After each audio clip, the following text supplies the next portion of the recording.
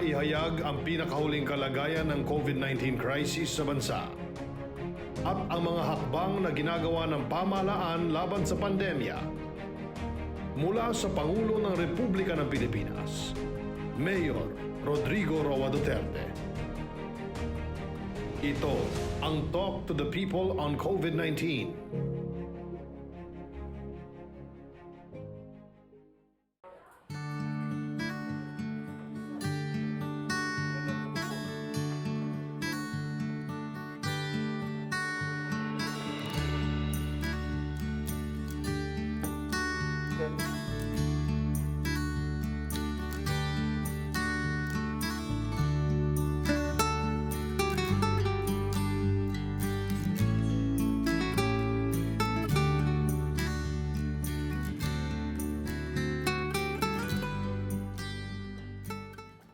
There's not much about really the vaccine because it is here. But maybe Secretary Galvez can give us the long unwinding odyssey of how it finally came to the shores of the Philippines. Your time, sir.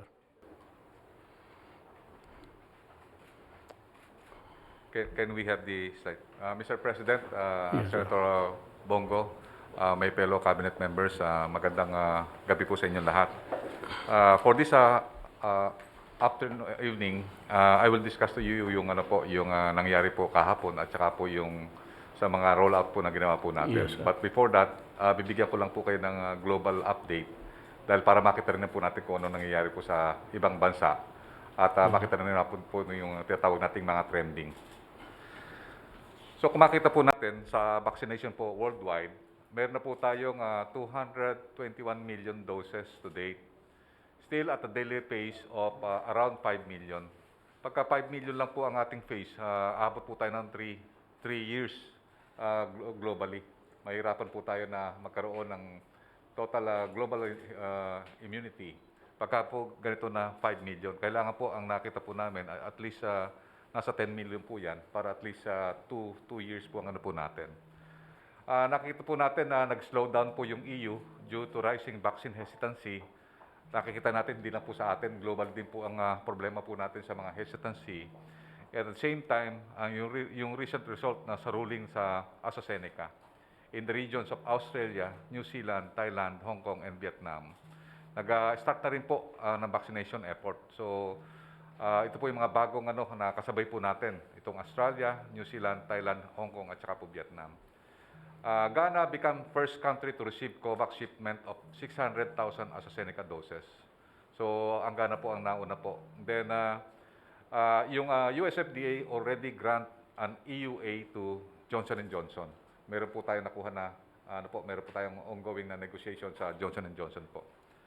And then also, US FDA approves the new handling protocol for Pfizer to be stored at -25 to -15 centigrade. Ibig sabihin po, yung frozen undulated vaccine vials can be held at a standard pharmacy freezer temperature of -25 to -15 for up to 2 weeks after they arrive at the vaccination site. And then only needs to be held at ultra-cold temperature if vaccines are held for more than 2 weeks. So ito po yung bagong US FDA handling ng Pfizer. Then nakita po na natin, katulad po na nangyari sa atin, ang Chinese vaccines are gaining momentum in many developing countries. But yeah, talagang nakita po natin na there is still mistrust, still high on the Chinese vaccine. But nakita po natin, Hong Kong kicks off sa vaccination with Sinovac jab, and also Hungary received 5 million doses of Sinopharm, becoming the first EU country to roll out the vaccine. Indonesia looking to secure Sinopharm also. So nakita po natin yung Sinopharm talagang medyo most rin po yung kanyang vaccine talagang in demand din po, lalo na po sa ibang Muslim countries. And then also there are many countries who are also asking for Chinese vaccine kasi hindi na po talaga available ang Western vaccine. Kasama po ang Pakistan, Egypt, Senegal, Cambodia, Bolivia, and many more received the first doses of the Chinese vaccines. So ngayon po, yung global vaccine inequality is becoming a larger issue. So there is an increased pressure for rich country to donate surplus supply as part of global effort to combat COVID-19. Ito po nga po ang talagang katotohanan na 10 countries account for 75% of all vaccination. EU and US called to commit 3 to 5% of vaccine supply to developing countries. And even Israel has committed on giving surplus to Palestine and Honduras. So kasama po dyan yung may pakpak na sa Marawi, sir. Kaya eksakto lang po yung date. Pagka sinabi lang tong date na to na mag-deliver, talagang di-deliver po nila yan. Kaya nakita po natin kahapon na sinabi nila na 28 after 5 days or 5 days after ng yung EUA ay bigla po nilang talagang in-schedule na 28. At 28 po talaga dumating. So yun po ang ano po natin sa first quarter. Ang ating objective po sa first quarter, matapos po natin lahat ng ating healthcare workers. Yun po ang ating pinaka-objective. And then sa second quarter po, ay titingnan po natin kung makakukuha po tayo ng mga 20 million. Dahil meron na po tayong darating sa COVAX ulit and also we might be having sa Novavax. At saka yung 2.6 million na ipinangako po ng AstraZeneca, ito po binili po ng mga private sector. So more or less, mga 20 million po yan. Sa third quarter po, diyan po lalabas lahat ang ating mga lahat ng mga vaccines natin na bibilin. So more or less, meron po tayong sa third quarter, meron po tayong 68 million at doon po sa fourth quarter, meron po tayong 69. All in all po, Mr. President, Mr. Mayor, ay meron po tayong 161 million doses kasama na po yung 44 million na COVAX. Next slide po. Ito po ang magandang balita talaga kahapon. Hanggang ngayon, ang ganda po ng trending, Mayor. Talagang tuwan-tuwa po ang ating mga kababayan dahil dumating na po ang 600,000 na Sinovac vaccine. At nakita na po natin talagang yung mga iba, nakikita natin sa social media, talagang many people are very excited. Even sa mga LGUs po, sir, talagang nagte-text po sa akin, talagang, sir, wag niyo kami kalimutan sa pag-distribute ng vaccine. So next slide please. Sir, ito po, nagkaroon po tayo ng tinatawag na simultaneous mini rollout. Ito po ang ginawa po natin kaninang umaga. Nagkaroon po tayo ng mini rollout dito po sa UP Philippine General Hospital. At meron din po tayo sa Lung Center of the Philippines, nandoon po si Secretary DOH. At ako naman po ay pumunta sa UP General Hospital, kasama po si Secretary Roque, at saka po yung ating mga LGU, kasama po natin si TG Eric, at nagpaturok din po sila. So makikita po natin, nandun naman po si Secretary Vince Dizon, doon po sa Tala, and then also sa Veterans Memorial, nandun po ang ating si Secretary Del Lorenzana po. So nagturok din po tayo sa Philippine National Police General Hospital, at meron din po tayo na mini rollout sa Viluna Medical Center. At bukas po, marami po tayong pupuntahan din po.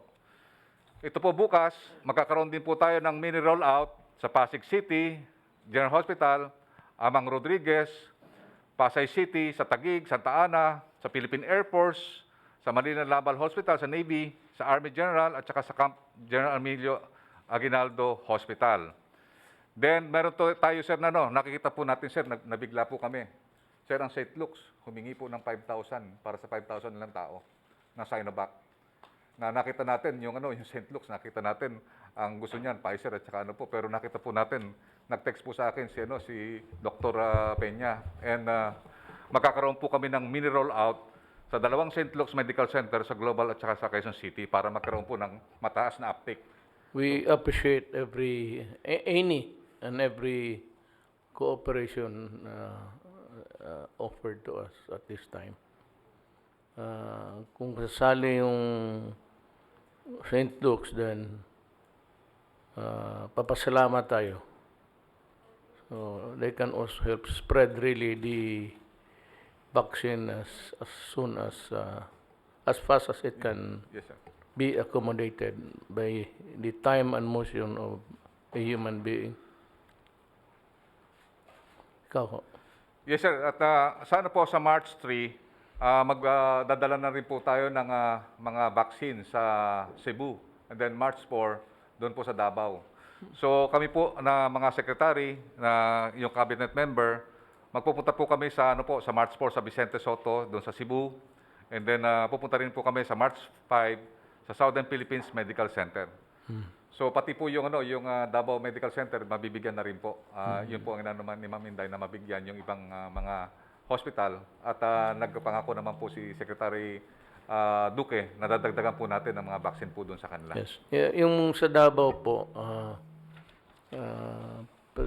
just to make it clear to the people, it's not used to be known as the Davao Medical Center.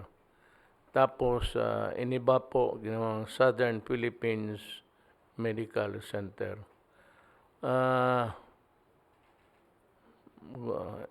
It's a long story, but maybe some other time when we have the space really to discuss about it. Go ahead, please. Sir, yung guidance niyo po na i-distribute po nationwide yung vaccine. Sir, ginawa po sir ng ating mahal na sekretary at saka ni Yusek Kabutahe. So yung distribution po natin, pakikita ko po sa inyo na parang equitable po yung distribution na gagawin po natin. So nakita po natin sa NCR, considering na yung NCR meron tayong 17 highly urbanized cities, meron po tayo na 130,000. And then sa Region 4A, dahil dalawa po yung yung DOH Hospital doon, Batangas Medical Center at Southern Tagalog Regional Hospital, meron po tayo 1,115, pero dadagdagan po natin yan kasi yan po ang yan po ang request po nila. Ang ginawa po ni Yusek Kabutahe, nagkaroon po sila ng tinatawag na Hospital Town Hall Meeting. At kinuha niya po yung may mga gusto. Pero nakita ko po ito, sir, Mr. President, tataas po yung iba dito dahil kasi ito po, nung kinuha na nila yon, tumatawag ng iba na gusto nagpapaano po. Kasi yung sa mga hospital po, sir, kasi yung taker lang sa sa Sinovac, 13% to 28%. As humanly possible, we would like to, I said, distribute it among the Filipino Yes, people sir. across the nation. Yan no, ang target. And that is I think that is the basis of your division. Okay ho. Yes, sir. I have no qualms at this point. Sir, ito po lahat po, sir, ang tuturukan po natin, itong mga healthcare workers ng mga hospital. So yung mga hospital po niyan, yung mga trabahante po ng hospital, pati yung mga drivers, ambulance, lahat po yan, sir. Rightly so. Opo. And by the way, even the doctors, some are not quite keen sa Sinovac. But that is the right. They want maybe the US, it could be AstraZeneca or it could be Johnson & Johnson. Johnson & Johnson is US talaga yan. Or it could be Moderna. So, as I said, wala tayong dyan, except wala kaming objections dyan. Ayaw ninyo. Maghintay na lang ho kayo pag magdating yung mga bakuna na of your choice and not the ones that are being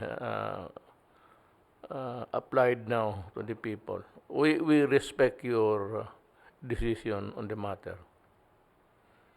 Sir, ito po yung yung from NCR, Region 4A, Region 3, CAR. The next slide, please. Nandito naman po yung Region 1, meron tayong 7,000. Region 2, Region 4B, Region 5. Next slide, please. Then Region 6, Region 7. Yung Region 7, sir, patadagdagan po natin dahil kasi tumataas po ang kanilang kaso po doon at may mga variants po doon. So, patadagdagan po natin. And then Region 8, next slide. Then Region 9, nandiyan din po, Region 10, Region 11. Sir, yung Region 11, sir, patadagdagan po namin ng 15 to 20,000. So, yung Region 11, kasi ito lang po yung kanilang request. Kasi alam po namin, ang ginawa po nila, yun lang may gusto. Pero nakita namin, sir, ngayon, tumaas po yung nung nakita lang nagpabakuna tayo lahat ng ng mga prominent na mga doctors na nandun si Dr. Gap, Dr. Edsel Salvania. Tumaas po yung level ng na tawag nating uptake at saka demand. So nandun yan po yung Region 12. Yung Region 12 po, kasama po yan yung, yung sa BARM, na Cotabato Sanitarium. Yung sa Region 10, kasama po dyan yung may pakpak na sa Marawi, sir. Kaya medyo mataas siya.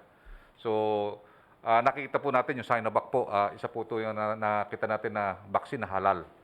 So, yung mga Muslim, Muslim BARM, natin, sir, doon po namin bibigay yung karamihan din po sa kanila kasi yan po ang sinabi po ng Indonesia na ito yung halal na po natin vaccine. Let me just talk about Region 11. Kasi nandoon ako. Lest that we be, well, accused of giving a priority to the Davao region. Davao province noon was really very, very big. As a matter of fact, when sometime when my father died, pinaghati-hati ito. Now, itong Davao Regional Medical Center, it caters to Davao del Norte, Davao del Sur, Davao Oriental, Davao Occidental, then the Combal Valley, which is known now as the, I think, they changed it to a Gold City something. Davao Oro. Oro is gold. So, and it caters to some people from itong boundary ng Cotabato na mas malayo ang Cotabato City to Davao City. So, dito na sila. And sa Bukidnon, nagbababaan yan.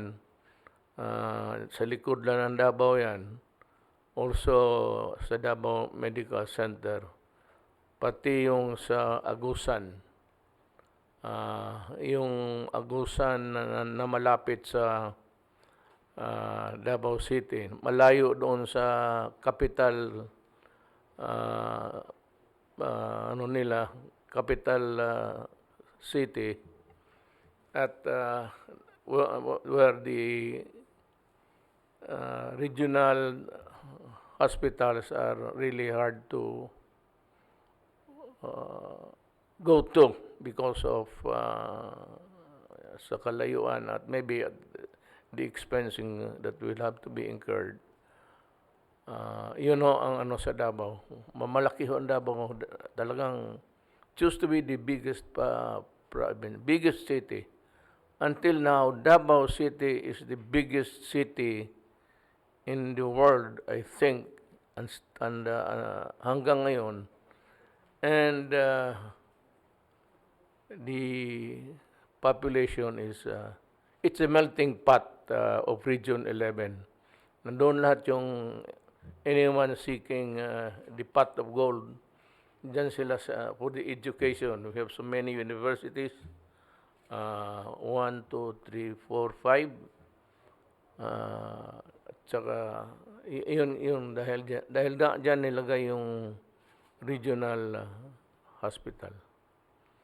So, yan ho ang kasi baka sabihin nila bakit malaki ang Davao. It's not really the Davao region is not only Davao City, but Davao City is as big as a province. That's why it's called the biggest city in the world. If you go to the south side, you will not be able to go to the north side by sunset. That's how big it is to travel from one place to the other. Thank you. Please proceed. Sir, next slide po, sir. Sir, ito po yung, yung allocation po natin na makita po natin yung NCR, Metro NCR, kasama yung Region 3 at saka Region 4A at saka yung Baguio City. Meron po tayong allocation na 146,000. Yung Region 1 to 3, 4B at saka yung Region 5, meron 70,000. And then yung greater yung Visayas, 26,000 at saka yung buong Mindanao, 24,000. So meron pa po tayong natitira na flexibility na more or less 70,000 doses or good for 35 people. Ito pong 250 na yan po, ito po yung tinatawag nating tao po yan. 2 doses na po yan. Para yung ating target is 250,000 people. So meron pa po tayong 35,000 na pwede po nating i-reallocate kung just in case tumaas po yung uptake. And then inaasahan din po natin na darating ngayong month yung COVAX. Meron tayong inaasahan sa COVAX at meron din po tayong ngayong month na ipoprocure na po natin yung 1 million na Sinovac. Nakasunod po 'yon. Ang ano po namin is pagka patapos na po yung AstraZeneca at saka yung first tranche ng Sinovac, darating na po yung 1 million. Gagawin po namin na Mr. President yung inyong utos na magkaroon po tayo ng at least meron tayong naka-standby na reserve or stockpile na 2 million to 5 million para at least makapag-open up na po tayo ng ating economy. Pagka po nagawa po namin na yung aming stable na po yung aming supply, we will inform you, sir, na pwede na po tayong talaga. We will recommend na pwede na po tayo mag-open just in case na nakuha na po natin na more or less makuha po natin yung talagang mga vulnerable people, makuha na rin po natin. Okay. Sir, yung ibang update po kay SOH kasi siya po talaga umikot ng mga ibang hospital. Sir, alam ko 3 hospital yata umikot ni SOH po kanina sa pagbabakuna. Ginanahan po siya magbakuna po. Si Tarido, something to say? Go ahead, sir. Maraming salamat po. Magandang gabi po, Mr. President, Senator Bongo, fellow members of the Cabinet. Kung pwede lang, laktaw na lang tayo, medyo mahaba po. Gusto ko lang pong ipakita yung activities doon sa... Can we have the slide number 20? Yan po. Ito po, Mr. President, sa pagdating ng unang mga crates ng mga bakuna laban sa COVID-19 sa bansa, ay mas magpapalakas ang ating kilos upang tuluyang sugpuin ang COVID-19. Ngayon pong araw, ay nasimulan na natin ang paghahatid ng dagdag na proteksyon ng bakuna sa ating po mga frontline healthcare workers. Inumpisahan po natin sa UP-PGH na kung saan po ay si Director General Eric Domingo po ang isa sa mga nagpabakuna. So maganda naman po naging epekto sa Philippine General Hospital. Today, mga 120. May I cut you doon sa mga priority? Kasi ang haka-haka ng mga tao, lalo na ito si Maring Lenny, sabi niya na mauna ako. You know, in the protocol, ang edad namin, ang preferential right is given to 16 o 18 above, tapos 59. Ako, Maring Lenny, 70 na. 70, hindi pala. 67 lang pala. Masyado kang apurado. Sa protocol nga, we are not even considered as those needing or occupy a priority in the application of COVID. Mahirap kasi ang you are baiting me. Alam mo kung bakit? Nagdududa ka kasi na nagpabakuna na ako kasama ng mga sundalo. Kaya panay ang tikoy, yung ginaganon mo, sige, salita ka. Yun ang talaga ang mo. You have you seem to have an angel face but a devilish mind. Marunong ka May ang pangduda mo kasi tapos na ako, kaya you want me to go into a trap of saying things which are not appropriate. Yan ang mahirap sa iyo. And every day, you have a narrative. Nung una, sabi mo na kulang dito, ganon, na kailangan, yesterday you said, our frontline workers deserves the best. Wala akong problema yan. Mas magsakit ang ulo ko kung wala siya. Ikaw, sige ka lang salita dyan. Wala ka namang ginagawa. Sige ka issue ng statement. Do you know what? Because you want to be relevant here. Gusto mong sumali sa laro na para makipakinggan ka rin, eh bakit hindi mo sinabi noon yan? Tapos ngayon, sabihin mo, dadaang propeso. Anong propeso? Proseso rather. Anong proseso ang gusto mo? Natapos naman yan lahat. Gusto mong dagdagan. Eh, bakit hindi mo sinabi noon na ito lahat kailangan? Eh, ngayon nga may proseso na bago.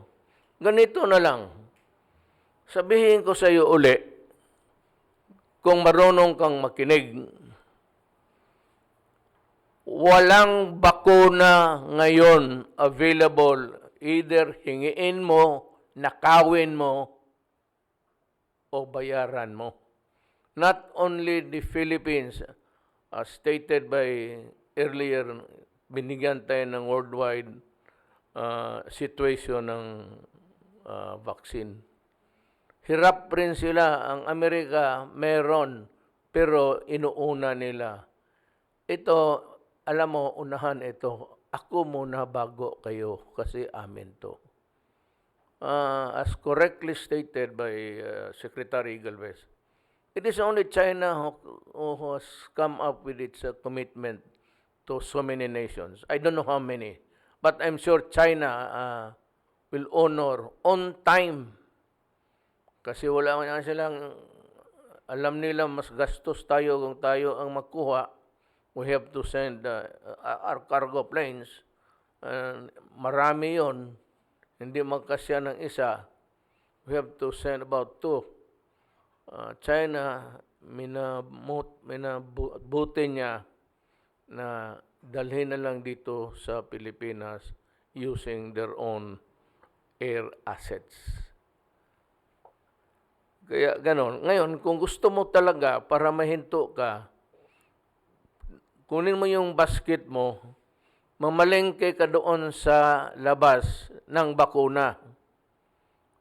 Bigyan kita pera para kung may mabili ka, bilhin mo na kaagad at umuwi ka dito sa Pilipinas, bigay mo roon sa mga doktor. Yan ang mahirap sa iyo. You want to be relevant. And you know, sometimes you make an idiotic stance. Yung mga ganun, they deserve the best. Anak ka ng... Bakit? Ako, I would give them the worst. Mamatay ka na. Hindi ko iwanan yung mga frontliners. And you do not need to really be redundant about it. Ako yung napika ako sa iyo, pero because ilang beses na tayo nag-inkwentro sa sagutan, alam ko, may nagsabi, a devil has said something, udyukin mo, magsabi, tanungin mo. Ngayon, ipakita ko. Ngayon gusto ko, pag mag-injection ko, nandiyan ka dito sa Malacanang. Kaya sabihin ko, matanda naman ako, kalahati lang ang akin. Plastada mo yung pupo, doon iturok sa iyo. To add protection to your good health. Secretary Doke, you can go ahead. Salamat po, Ginoong Pangulo. Susugan ko lang po konti yung sinabi ninyo. Yung pong sa pagbibigay bakuna ng gobyerno ng China ay 53 nations po ang kanilang nabigyan ng mga bakuna at lahat po yung mga yan, sila halos ang sumundo ng kanilang bakuna mula sa China. Hindi po katulad ng nangyari kahapon, sila po mismo nagpadala, Mr. President, ng bakuna sa atin. Kaya ang halaga po nitong bakunang ito ay mga 403 million pesos. Yung 600,000 doses, Mr. President, ang halaga po 403 million pesos sa halagang $14 per dose. So, tuloy ko lang po na nasimulan po natin ang pagbibigay ng dagdag na proteksyon ng bakuna sa mga frontline healthcare workers sa PGH, sa Dr. Jose N. Rodriguez Memorial Hospital and Sanitarium, yung Lung Center of the Philippines, ang Veterans Memorial Medical Center na pinangunahan po ni Secretary Delphine Lorenzana. Kasama ko po siya sa V. Luna Medical Center at ganun din po sa PNP General Hospital.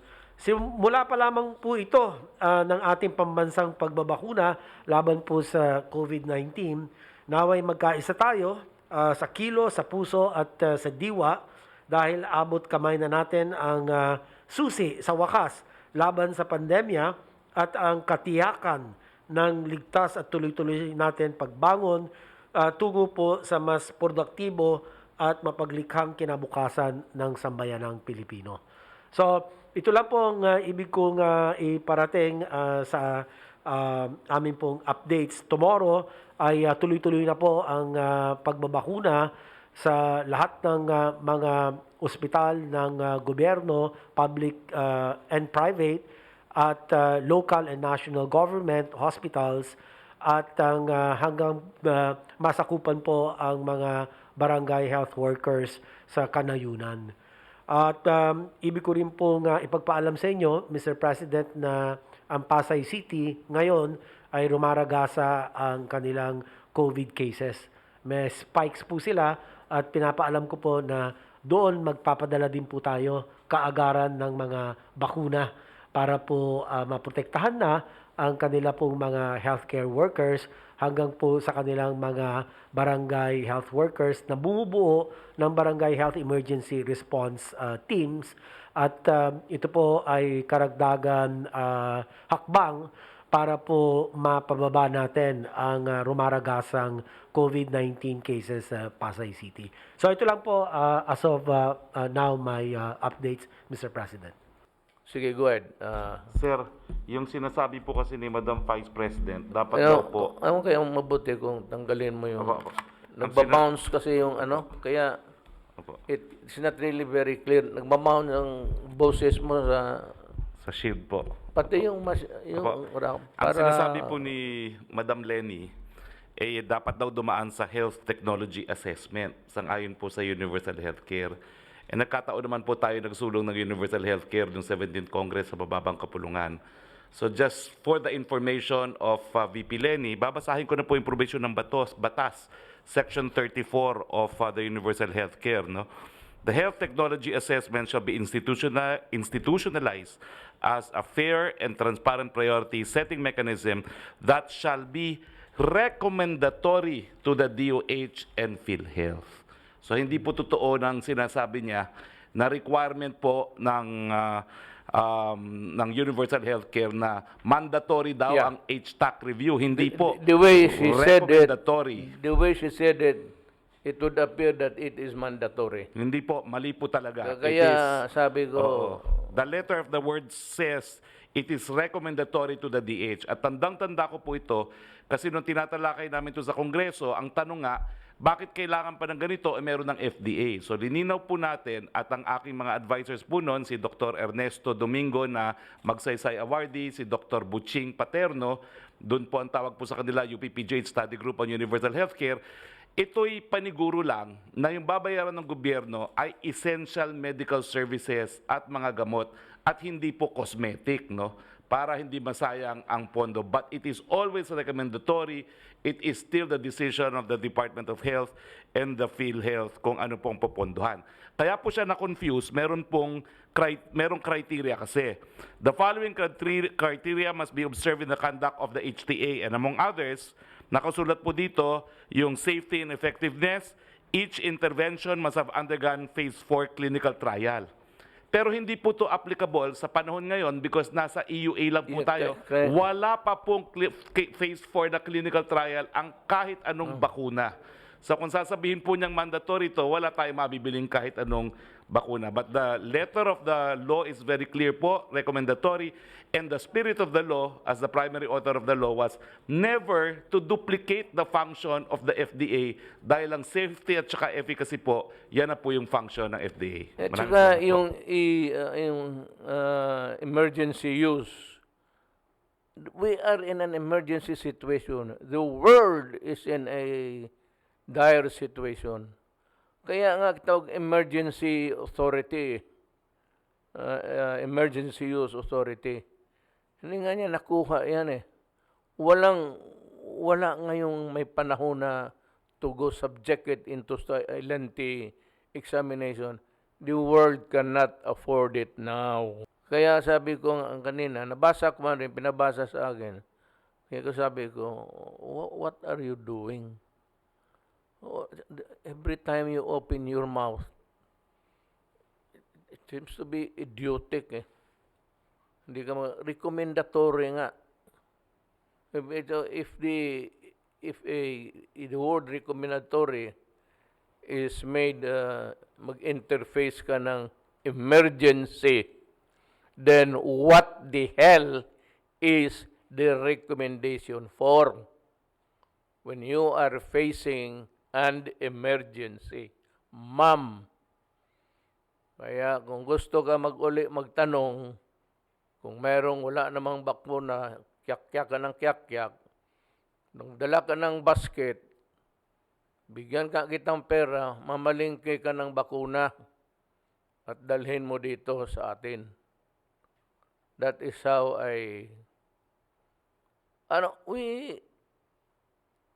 ako naman, pag nagkamali ako talaga, yung klarong mali, nagsasabi ako na, well, everybody has the right to commit a mistake. It could be in a very sarcastic way. Wala naman siguro, let me thank again. Mayroong binulong sa akin si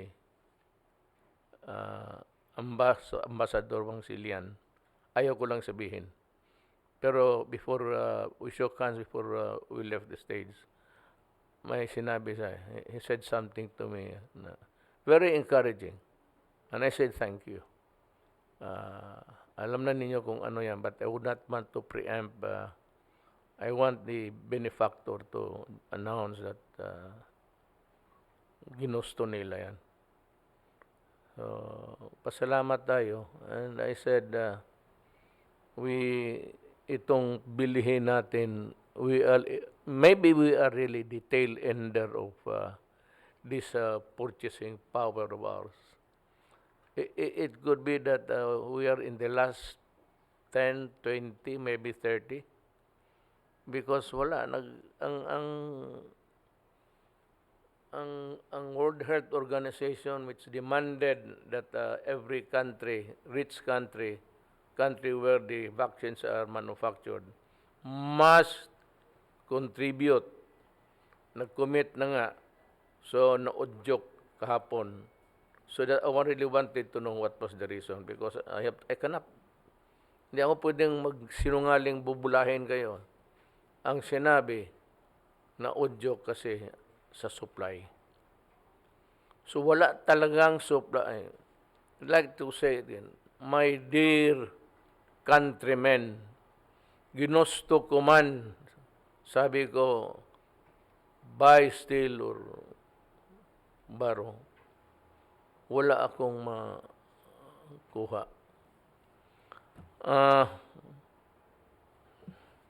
Like to thank the President Xi Jinping.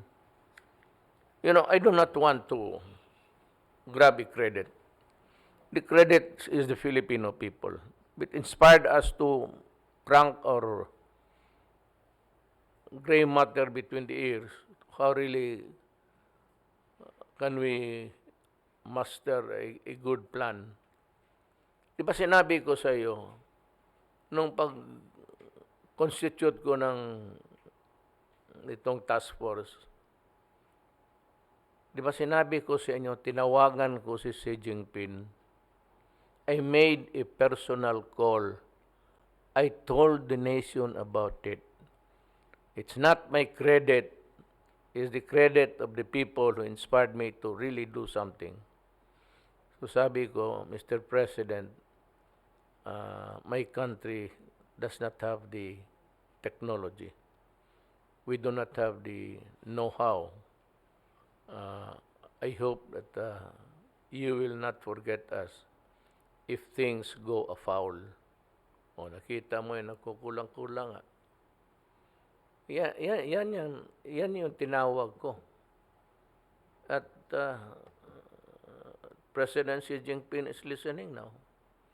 So, President, from the bottom of my heart, and with immense gratitude, I thank you, the Chinese people and government, for being so generous. Maybe someday I can repay you if I would still have enough time in this planet. Now, tapos naman siguro ito. I'll just, again, gusto man talaga ng tao na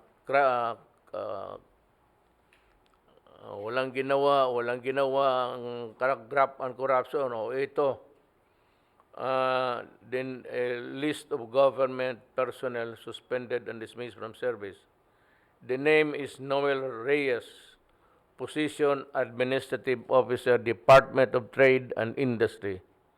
The nature of the case is serious dishonesty, grave misconduct, gross neglect of duty, falsification of public documents, and conduct prejudicial to the best interest of the government. For falsifying official receipt, entries issued in triplicate, resulting in the unreported amount of 1.69 million that the DTI is rightfully entitled to. Mr. Reyes resigned, but the law does not allow you to resign. You are, but maybe his case was final, but still he's facing a criminal charge, and this is maybe with the Supreme Court. The affair, if the case is still with the Department of Trade and Industry, kindly expedite. There's not much, it's paperwork. All you have to do is to look at the figures. Then we have Ramiro M. Cruz, District Engineer, Bulacan 2nd District Engineering Office, Department of Public Works and Highways. Serious dishonesty, gross misconduct of duty, and grave misconduct. Gross neglect and grave misconduct. Ito, gross neglect is an omission. Ito, with malice.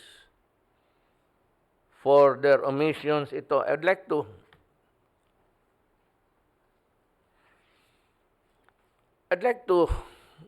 issue a warning. Hindi pa tayo ako tapos sa DPWH.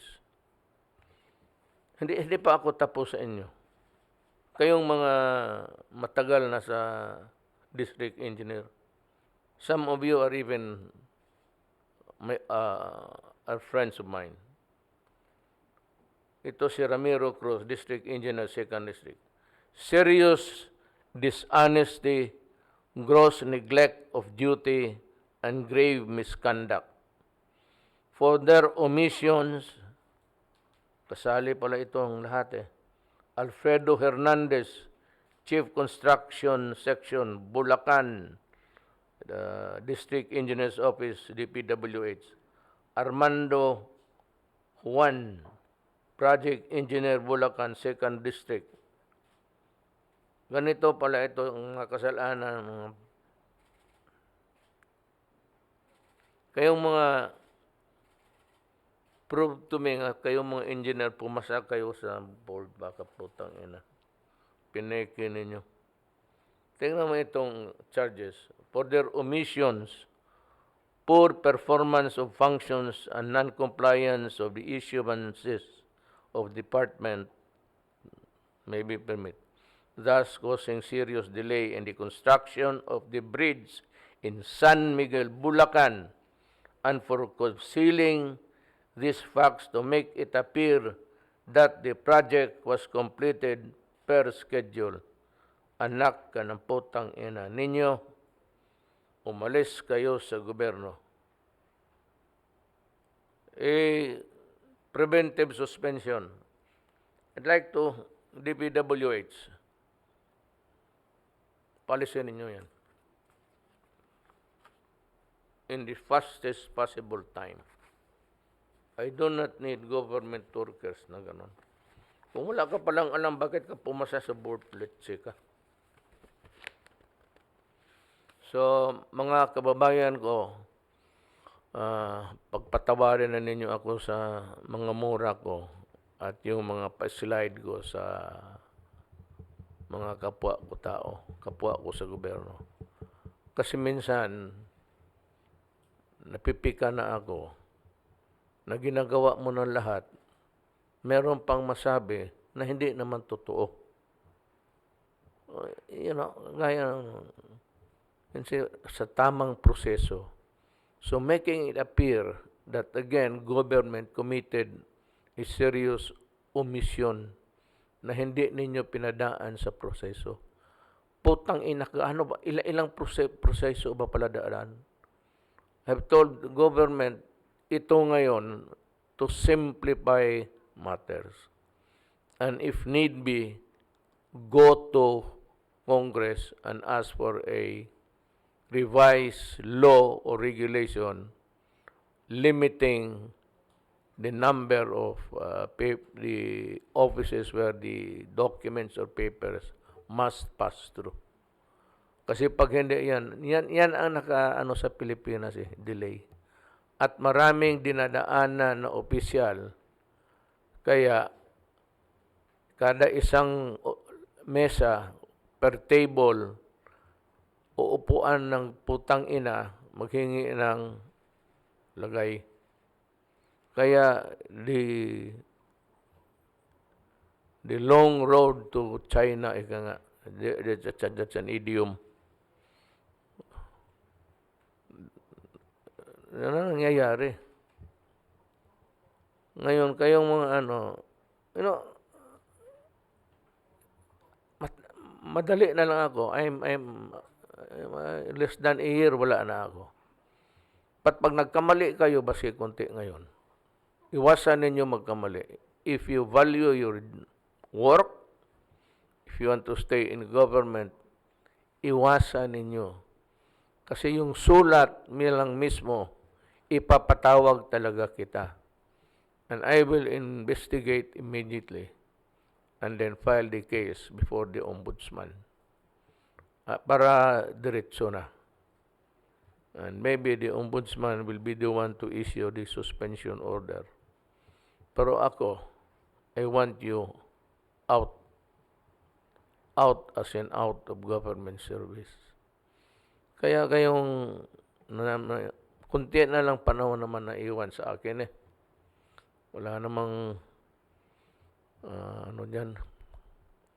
Kaya it would be best na huwag ka muna magkapera ngayon. Hintayin na lang ninyo for better times. Hintay kayo kung sinong presidente na kaya ninyo. Kasi ako dito, hindi lang ako, kasi marami na And to a fault, talagang nanghiya ako ng tao. Pagdating mo dito, sasampalin kita. Diyan sa kwarto. Pag sinabi ko sa security, umalis muna kayo. Yan, may tama ganyan. I humiliate people, especially those who steal money from government. I have, yung ambassador doon sa Brazil who maltreated a household helper, ito pa sa repeatedly inflicted physical harm doon sa tao. The recommendation was, and I signed the, when was it? the other day or last night. I signed the document affirming the decision. The decision meets out the penalty of dismissal from the service with the accessory penalties of cancellation of eligibility, forfeiture of retirement benefits, perpetual disqualification from holding public office, and bar from taking civil service examination. Yan ho ang what's Tagalog for penalty? Yan ang parusa niya. So, that's how it is. I said there are rules to be followed. Kung ayaw mong sundin, you take the risk. If something goes wrong, it's gonna hit you.